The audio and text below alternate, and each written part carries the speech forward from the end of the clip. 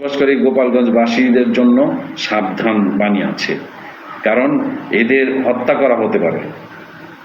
ঢাকায় বসবাসকারী গোপালগঞ্জবাসী, তাদেরকে হত্যা করা হতে পারে, তারা সাবধান হয়ে যান।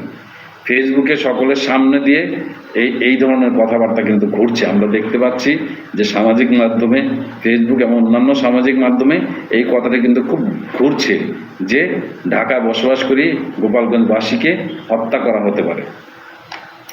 16 জুলাই মাইক্রোবাসে চলাচলকারী 32 মিনিটের একটি ভিডিও লাইভ আপনারা দেখেছেন ইতিমধ্যে, আমরাও দেখেছি। আমি গতকালকে আপনাদের সন্ধ্যা অনুষ্ঠানে দেখিয়েছি যে একটি লাইভ, সেখানে কিন্তু যখন মাদারীপুরের তত্ত্বাবধায়ক রাকিব, তারপরে শহীদুল, কোনো এক কমিটিতে আছে, সেই শহীদুল, তারা কিন্তু সেই একটা গাড়িতে ছিল, গাড়িতে 6-7 জন ছিল, তারাও ছিল।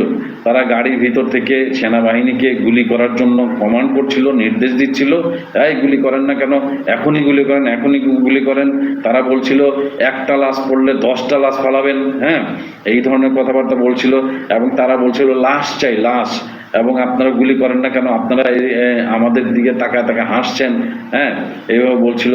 তারা আরও বলছিল গুলি কেন করছেন না, সকলকে দায়িত্বরত সকলকে সকল প্রকার অ্যাক্সেস দেওয়া হয়েছে, তারা কেন গুলি করছে না। অর্থাৎ তাদের এই কথায় বোঝা যায় যে সরকারের সর্বোচ্চ মহল থেকে তাদেরকে নিশ্চয়তা দেওয়া হয়েছিল, গুলির আদেশ দেওয়া হয়েছিল, তাদের কথাবার্তা বোঝা যায়।